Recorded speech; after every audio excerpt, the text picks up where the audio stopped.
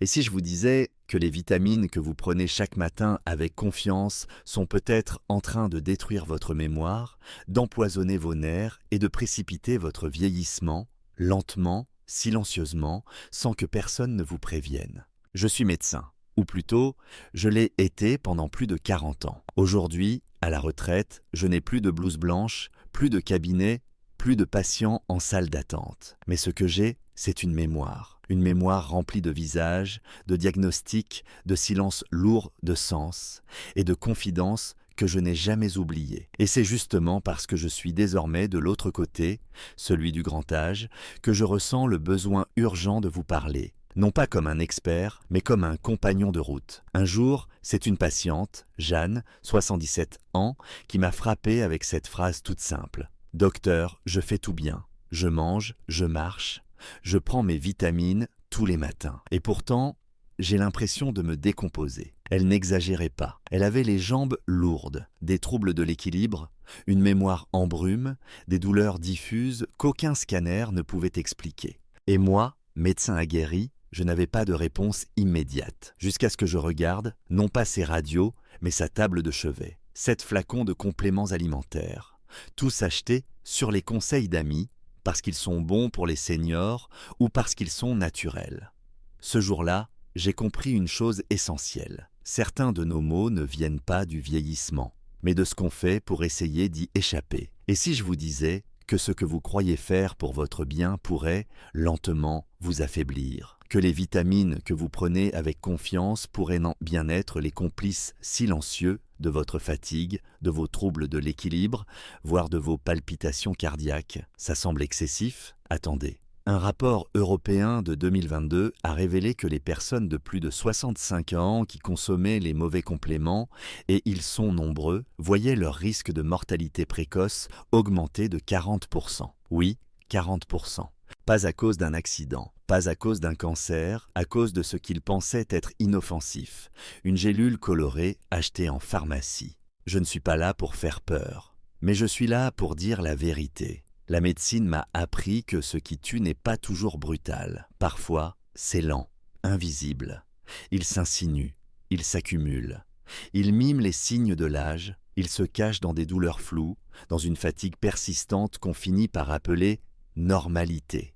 Mais ce n'est pas normal. Le foie d'un senior fonctionne moins vite. Les reins filtrent moins bien. Les nerfs sont plus fragiles, le cœur plus sensible. Et pourtant, nous avalons parfois, chaque matin, une petite bombe silencieuse, des vitamines mal adaptées à notre âge, des dosages inappropriés, des formes chimiques que notre corps ne sait plus gérer. Et le pire, c'est que personne ne nous prévient, parce que c'est naturel, parce que c'est en vente libre, parce que c'est écrit « Spécial Seniors ». Mais moi, je ne veux plus me taire, je n'ai plus rien à vendre, seulement mon expérience à transmettre. Aujourd'hui, je veux vous dire la vérité que beaucoup de professionnels hésitent à formuler. Ce ne sont pas les maladies qui nous volent notre vitalité en premier. Ce sont les erreurs répétées, les gestes que l'on croit bienveillants, mais qui nous abîment à petit feu.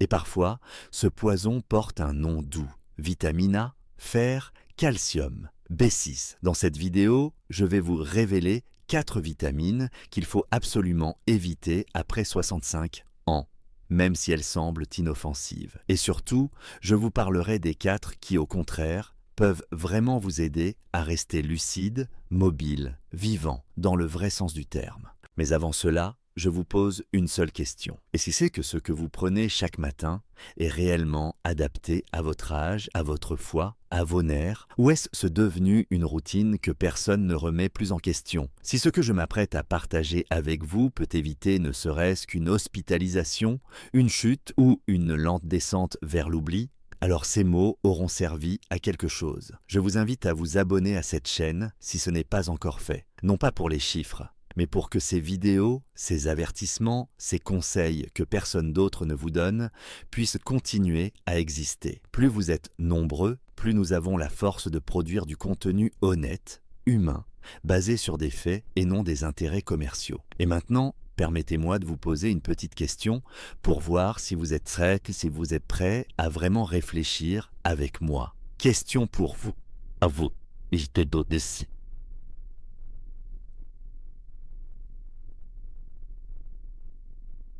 Un senior se sent fatigué depuis plusieurs mois.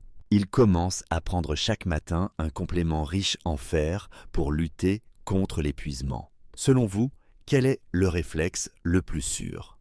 A. Continuez le fer, car la fatigue est un signe de carence. B. Demandez un test de ferritine avant toute supplémentation. Votre réponse? Tapez simplement A ou B dans les commentaires. Je lirai chaque réponse avec attention.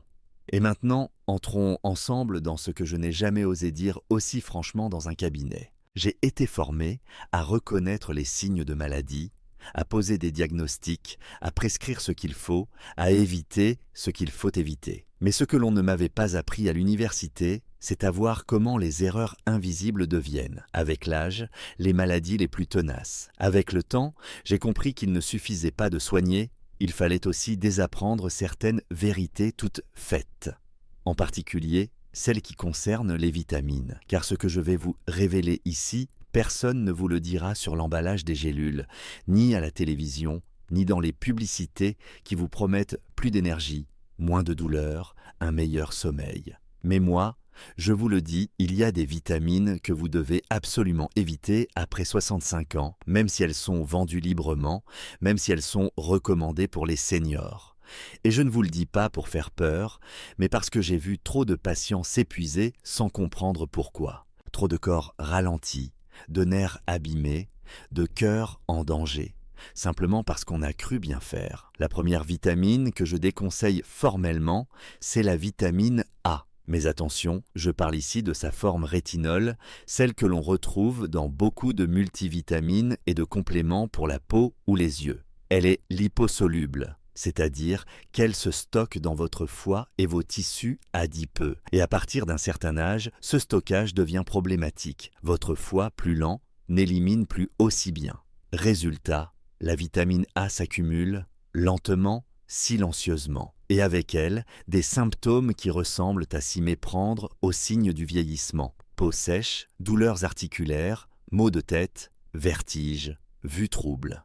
Mais en réalité, il s'agit souvent d'un excès toxique chronique, provoqué par des années de supplémentation non contrôlée. Je me souviens de Monsieur Laurent, 68 ans, venu me voir pour des douleurs diffuses, une impression de déséquilibre constant. Il avait passé des dizaines d'examens, tout normaux. Et puis, en discutant, il m'a montré son kit santé du matin. Un cocktail de compléments, dont un multivitamine ultra dosé contenant 3000 microgrammes de rétinol par jour, 3 fois la dose recommandée. En l'arrêtant, ses symptômes ont commencé à disparaître. Pas immédiatement, mais clairement. La deuxième substance, c'est le fer. Le fer, on le croit vital. Et il l'est à certaines conditions. Mais après 65 ans, sauf cas particulier, il est bien plus fréquent d'en avoir trop que pas assez. Pourquoi ? Parce que le corps, en vieillissant, ne perd plus de fer de manière régulière. Chez la femme, les règles ont cessé. Chez l'homme, les pertes naturelles sont faibles. Et ce fer excédentaire, le corps ne l'évacue pas. Il s'accumule dans le foie, dans le cœur, dans le cerveau. Et il l'oxyde. Il agresse les cellules. Il provoque de l'inflammation. Et il accélère le vieillissement. Ce qui m'inquiète, c'est que beaucoup de personnes âgées prennent encore du fer par précaution, sans bilan préalable. Or, un excès de fer peut causer de la fatigue, des douleurs articulaires, des troubles cognitifs, que l'on confond souvent avec la vieillesse. J'ai vu des patients traités pour des syndromes dépressifs, pour des débuts d'Alzheimer, alors qu'en réalité, ils souffraient d'une surcharge ferrique silencieuse. Il aurait suffi d'un simple dosage de ferritine pour éviter des mois d'errement. Troisième piège, le calcium. C'est probablement le plus sournois parce qu'il est présenté partout comme l'allié numéro 1 de nos os. À la pharmacie, dans les publicités, on nous répète « Prenez du calcium pour éviter l'ostéoporose ». Et c'est vrai, chez l'enfant, chez l'adolescent, chez l'adulte jeune. Mais chez les seniors, le calcium que vous prenez n'ira pas forcément dans vos os. Il peut, au contraire, se déposer dans vos artères, vos articulations, vos reins. Le corps, après un certain âge, n'assimile plus aussi bien le calcium. Et sans les cofacteurs nécessaires, je pense à la vitamine D3 et surtout à la vitamine K2, ce calcium va durcir les mauvaises structures. Il peut favoriser les infarctus, les AVC et même la calcification des valves cardiaques. Ce que j'observe souvent, ce sont des patientes, souvent des femmes ménopausées, qui prennent 1000 mg de calcium par jour, en plus d'un régime déjà riche en produits laitiers. Résultat, troubles digestifs, constipation, mais surtout des calcifications détectées au scanner qui n'auraient jamais dû être là. Et enfin, la dernière vitamine que je considère comme dangereuse au-delà d'un certain seuil, c'est la vitamine B6. Celle-ci est piégeuse car elle est hydrosoluble. On croit donc, à tort, que l'excès est évacué dans les urines. Mais la B6, en forte dose et sur la durée, s'accumule dans les tissus nerveux et elle devient toxique. Cela provoque des engourdissements, des fourmillements, une perte de sensibilité dans les pieds, des troubles de l'équilibre, autant de symptômes que l'on attribue trop facilement à l'âge ou au diabète. J'ai eu un jour une patiente, Solange, 72 ans, persuadée de faire une neuropathie diabétique. Or, elle n'était pas diabétique. En revanche, elle prenait un complément pour lutter contre la fatigue nerveuse contenant 250% de l'apport recommandé en B6. Après arrêt progressif, les sensations dans ses jambes sont revenues. Encore une fois, ce n'était pas une maladie, c'était un excès silencieux. Je vous le redis avec tout le calme que l'expérience me donne. Il ne s'agit pas d'avoir peur, ni de rejeter toute complémentation. Il s'agit de comprendre que le corps après 65 ans n'est plus celui de 30 ou 40 ans. Il ne filtre plus. Il ne métabolise plus, il n'élimine plus de la même manière. Ce qui était inoffensif devient lentement toxique. Ce que je vous demande aujourd'hui, c'est de regarder votre armoire à pharmacie autrement. Pas avec confiance aveugle, mais avec lucidité. Lisez les étiquettes, recherchez les formes chimiques, rétinol, fer ferreux, calcium carbonate, etc. Et surtout, demandez conseil à un professionnel de santé avant de prendre quoi que ce soit. Dans la prochaine partie, je vous parlerai des 4 vitamines essentielles, celles que notre corps réclame avec l'âge et qui, bien choisies, peuvent véritablement transformer votre vitalité. Mais avant cela, prenez le temps de réfléchir, car parfois, arrêter ce qui vous nuit est déjà un immense pas vers la santé. Et si vous êtes encore là, c'est peut-être que ce message vous touche. Alors je vous invite, de tout cœur, à vous abonner à cette chaîne. Non pour nourrir un algorithme, mais pour nourrir la possibilité de continuer à transmettre des vérités qui, je l'espère, peuvent encore changer des vies. À mon âge, je n'ai plus besoin de convaincre. J'ai vu assez de corps, assez de sang, de sueur et de silence pour savoir que ce qui guérit parfois ne se trouve pas dans ce que l'on ajoute, mais dans ce que l'on répare. J'ai longtemps pensé que les médicaments étaient la clef. Et pourtant, avec le recul, je réalise que ce sont les carences les plus discrètes qui abîment le plus. Ce ne sont pas les maladies spectaculaires qui rongent le quotidien des personnes âgées. Ce sont les déficits lents, sournois, accumulés sans bruit. Et je parle ici d'un sujet qui me semble presque trop peu évoqué dans les cabinets médicaux, les carences silencieuses en vitamines essentielles après 65 ans. Celles qu'on oublie, qu'on sous-estime, qu'on confond avec le simple passage du temps. Pourtant, elles expliquent tant de maux. Et aujourd'hui, je voudrais vous en parler comme je l'aurais fait à un patient en face de moi. Avec honnêteté, avec précision, avec l'envie de vous voir marcher un peu plus droit, dormir un peu plus paisiblement, penser un peu plus clairement. La première carence, la plus répandue à mon sens, c'est celle en magnésium. Je ne compte plus les patients qui m'ont décrit une fatigue persistante, des crampes nocturnes, des troubles du sommeil, une nervosité constante, une impression de tension intérieure sans cause. Et très souvent, on les a dirigés vers des antidépresseurs ou des anxiolytiques, mais rarement vers un simple dosage de magnésium. Ce minéral, pourtant fondamental, est comme un ouvrier discret dans plus de 300 fonctions biologiques. Il régule l'influx nerveux, l'activité musculaire, le rythme cardiaque, la glycémie. Et avec l'âge, sa présence diminue à cause d'une moindre absorption intestinale, de la prise de médicaments comme les diurétiques et surtout d'un sol agricole de plus en plus pauvre. Je me souviens de Monsieur Gérard, 70 ans, ancien professeur de mathématiques. Il n'arrivait plus à se concentrer. Il dormait mal, se réveillait avec des crampes dans les mollets. Il pensait à la maladie de Parkinson. En réalité, il manquait simplement de magnésium. 2 mois après une supplémentation douce en magnésium bisglycinate, il m'a dit « Je ne me croyais pas aussi réversible ».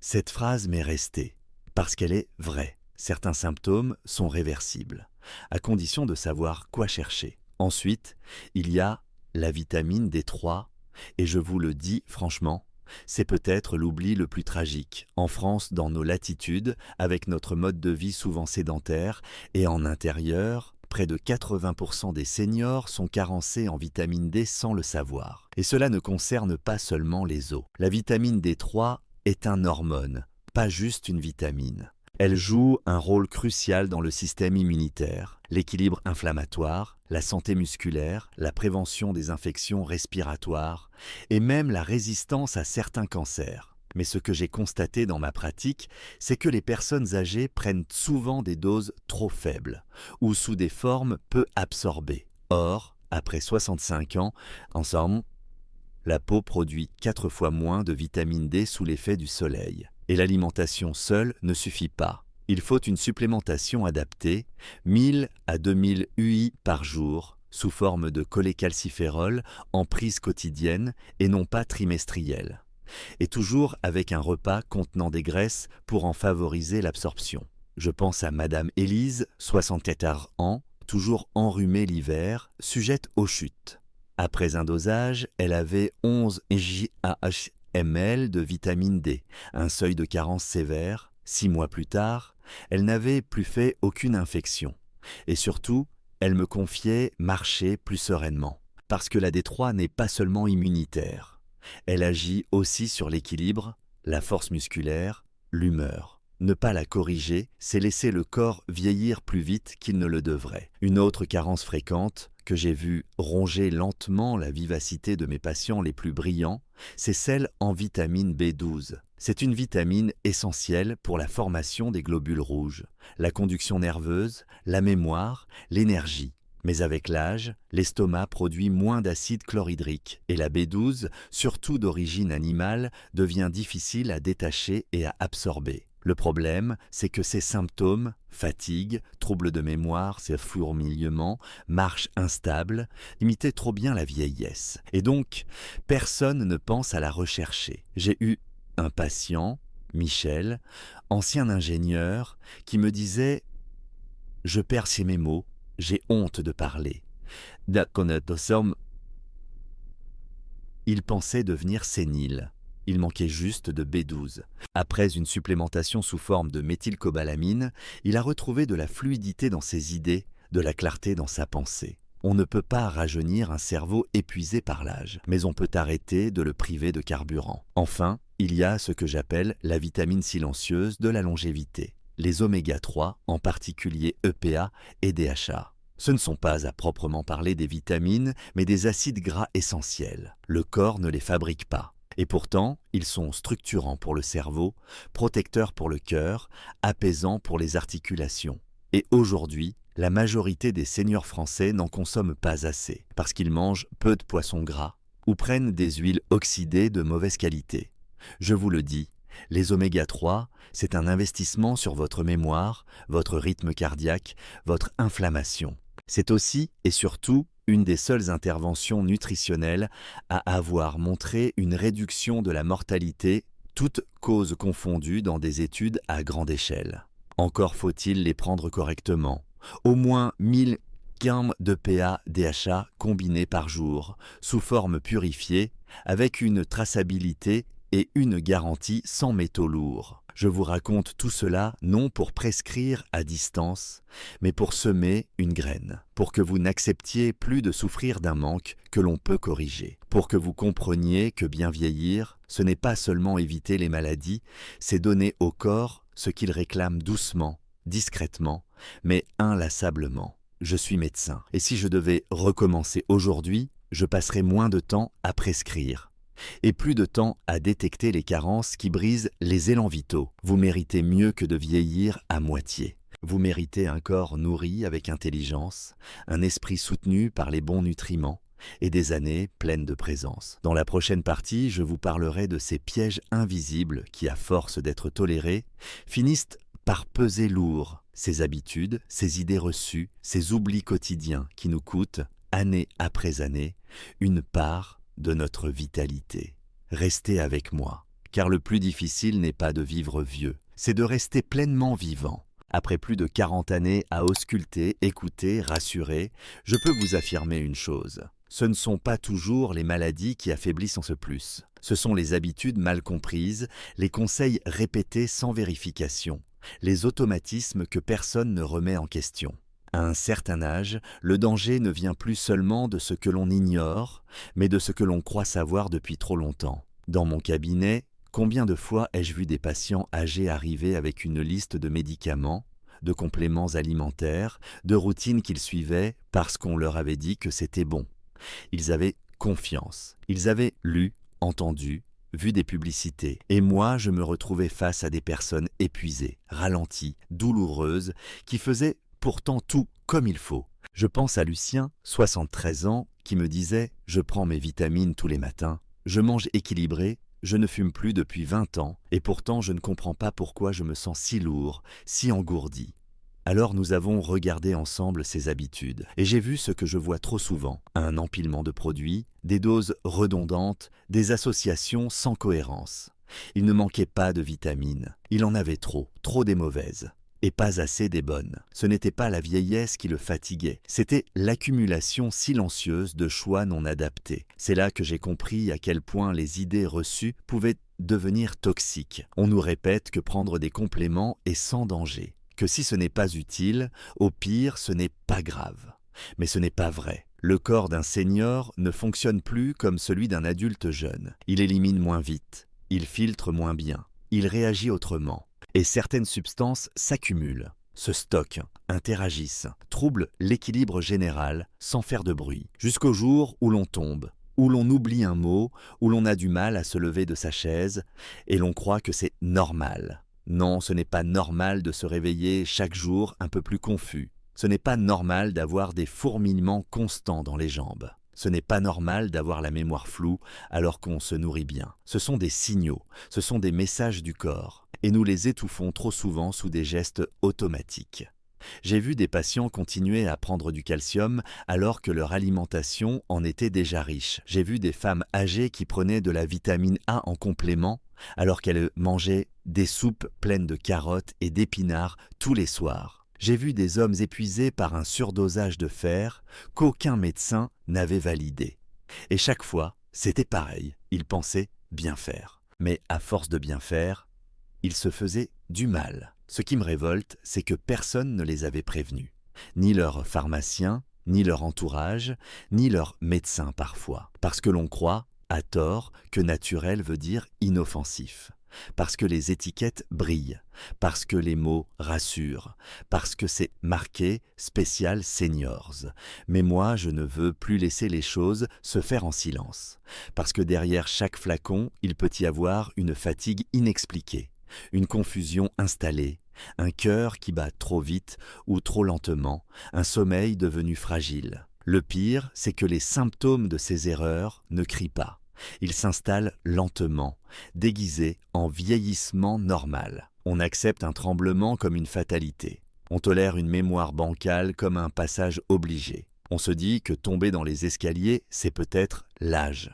Et on ne réalise pas qu'un simple excès de vitamine B6 ou un déficit en magnésium ou une surcharge en fer peut être le vrai coupable. Alors, j'aimerais que vous preniez un moment, que vous alliez regarder ce qu'il y a dans vos tiroirs, vos placards, vos boîtes à pharmacie, que vous lisiez les étiquettes, que vous vous demandiez « Est-ce que je prends encore ce complément parce qu'il m'est nécessaire ou est-ce que je le prends par habitude ?» Parce qu'à partir d'un certain âge, il faut désapprendre autant qu'apprendre. Il faut écouter son corps autrement, plus finement, plus humblement. J'aimerais aussi que les proches, les enfants, les aidants, ceux qui entourent nos aînés, soient plus attentifs. Ce n'est pas toujours facile de dire à son père ou à sa mère « Tu sais, peut-être que cette pilule ne t'aide pas, mais c'est nécessaire, parce que le silence autour de ces erreurs crée des années perdues, des années où l'on aurait pu être plus en forme, plus serein, plus vivant. Je suis médecin.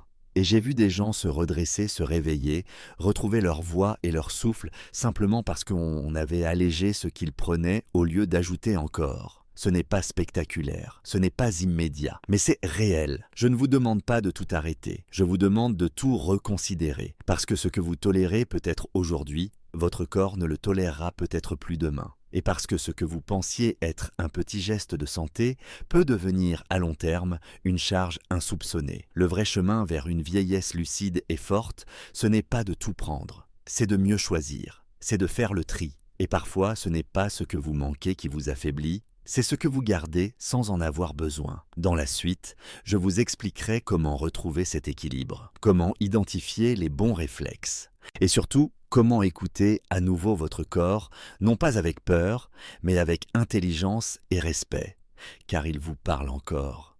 Il vous appelle à vivre, pas seulement à survivre. Quand on a vécu toute une vie à ausculter, à chercher, à écouter les mots, avant même qu'ils ne s'expriment clairement, on finit par comprendre que le véritable défi, ce n'est pas d'allonger la vie, c'est d'en préserver la qualité. Je ne parle pas ici des grandes maladies, de celles qui frappent fort et qui sont faciles à nommer.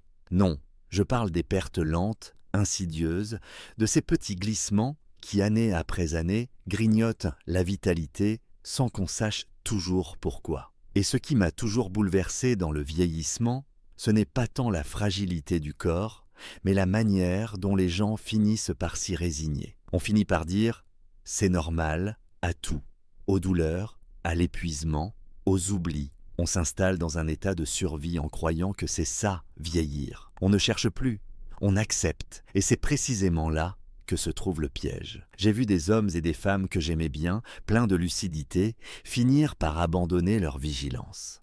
Non pas par négligence, mais parce qu'ils pensaient qu'ils ne pouvaient plus y faire grand-chose. Ils me disaient « à mon âge, c'est trop tard ». Et je leur répondais toujours « ce n'est jamais trop tard pour mieux faire ».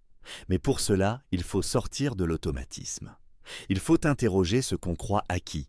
Et surtout, il faut savoir reconnaître les pièges invisibles. L'un des plus pernicieux, c'est cette idée très répandue selon laquelle prendre des vitamines, c'est toujours bon. C'est cette confiance excessive dans les étiquettes, dans les produits spécial senior, dans les habitudes qu'on n'a jamais remises en question. On accumule les gélules comme on empilerait des assurances. Une pour les os, une pour le cerveau, une pour la peau, et peu à peu, on surcharge un organisme qui, lui, réclame moins mais mieux. Le corps a 70 ans. En somme, à 66 ans n'a plus les mêmes besoins qu'à 40. Ce n'est pas une faiblesse, c'est une donnée biologique. Il faut moins de certaines choses, davantage d'autres. Et surtout, il faut plus de clarté, plus de précision, plus d'intelligence dans ce que l'on donne à nos cellules, parce que l'erreur n'est plus anodine. À cet âge, une simple mauvaise combinaison peut entraîner un déséquilibre. Et ce déséquilibre, s'il dure, devient un état, puis une nouvelle norme. Et l'on s'y adapte mal. J'aimerais que vous réfléchissiez un instant à ce que contient votre armoire à pharmacie. Pas seulement aux médicaments, mais aussi aux compléments, aux huiles, aux poudres que vous avez achetées avec l'espoir d'aller mieux. Posez-les sur la table.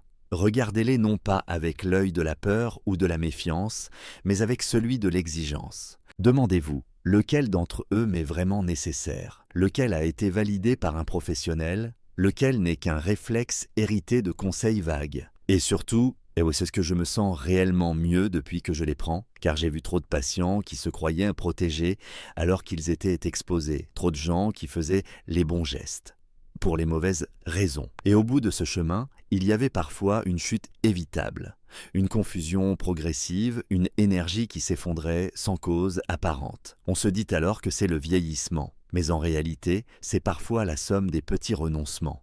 Des excès répétés, des déséquilibres qu'on ne corrige plus. Et ce que je voudrais vous dire, du fond de ma mémoire de médecin, c'est que vous avez encore une marge de manœuvre, même à 70, 75, 80 ans. Le corps a une forme d'intelligence que l'on sous-estime. Il sait récupérer, il sait se stabiliser si on lui en donne les moyens. Ce qu'il vous faut, ce n'est pas une pilule de plus, c'est une attention nouvelle, un rapport plus fin à ce que vous absorbez chaque jour. Je vous invite à passer d'une logique de consommation à une logique de compréhension, à demander avant de prendre, à écouter votre fatigue autrement, à ne plus confondre être vieux avec être perdu. Parce que non, ce n'est pas normal de perdre sa force du jour au lendemain. Ce n'est pas normal d'avoir peur de marcher seul. Ce n'est pas normal de ne plus se reconnaître dans le miroir. Ce n'est pas une fatalité. C'est souvent un signal mal interprété, une accumulation mal gérée, un corps qu'on a cessé d'écouter. Je suis médecin. Et si j'ai décidé de parler, ce n'est pas pour dresser une liste de ce qu'il faut faire ou ne pas faire. C'est pour réveiller une conscience, celle qui vous permet de ne pas subir votre âge, mais de le vivre avec lucidité. Ce que je vous propose, c'est de sortir du réflexe passif et de reprendre un pouvoir simple mais fondamental, le choix éclairé. Choisir ce que l'on prend, pourquoi on le prend, à quelle dose, dans quelle forme. Et surtout, quand il faut arrêter. Il ne s'agit pas de devenir méfiant, paranoïaque, ni de rejeter tout en bloc. Il s'agit d'entrer dans une relation adulte avec votre santé, une relation de partenariat avec votre médecin, de dialogue avec votre corps, de responsabilité envers vous-même. Et si vous le faites, si vous reprenez ce pouvoir, alors vous verrez que beaucoup de choses peuvent changer. Non pas du jour au lendemain, mais lentement, profondément. Vous retrouverez une meilleure énergie, un sommeil plus réparateur, une clarté mentale que vous pensiez perdue. Vous recommencerez à vous sentir vous-même. Et c'est tout ce que je vous souhaite, parce que vivre longtemps ne suffit pas. Il faut vivre droit, fort, conscient. Il faut pouvoir encore rire, se souvenir, marcher sans peur, parler sans confusion. Et cela commence parfois par un tout petit geste. Ouvrir un flacon, lire l'étiquette et se demander sincèrement « Est-ce encore bon pour moi ?» Voilà, je suis médecin. Et aujourd'hui, ma plus grande ordonnance, c'est celle de la lucidité, pour que vous puissiez encore, malgré le temps, faire de vos années une terre vivante, une terre claire, une terre qui vous appartient. Ce que je viens de partager avec vous à travers ces 5 parties n'est pas seulement le fruit de mes années de pratique médicale. C'est le résultat d'une vie passée à observer, à écouter et à apprendre du vieillissement. Non pas comme un problème, mais comme une transformation profonde, parfois difficile, toujours révélatrice. Être vieux, ce n'est pas perdre, c'est changer. Et pour bien vivre ce changement, il faut apprendre à discerner. Trop longtemps, on a cru que la vieillesse était une pente descendante qu'on subit. On a laissé les automatismes remplacer la conscience, les habitudes prendre le dessus sur le bon sens et les croyances commerciales dominer les besoins réels du corps. Mais la vérité est simple. À partir d'un certain âge, ce n'est pas en ajoutant davantage que l'on se soigne. C'est en choisissant mieux. Cette lucidité est précieuse. Elle vous donne le pouvoir de reprendre en main votre santé, de ne plus être victime de ce qui vous est vendu comme une solution miracle. Et surtout, de reconnaître que beaucoup de maux ne sont ni une fatalité, ni un hasard. Ils sont le résultat de ce que nous faisons ou ne faisons pas chaque jour. Dans ma vie de médecin, j'ai vu des corps s'effondrer sans explication apparente. Et j'ai vu des corps se relever, simplement parce que l'on avait changé un petit détail, un complément arrêté. Un dosage ajusté, une écoute nouvelle du rythme du corps. Ce ne sont pas les grands bouleversements qui changent la trajectoire d'une vie. Ce sont les petits ajustements faits au bon moment, avec la bonne intention.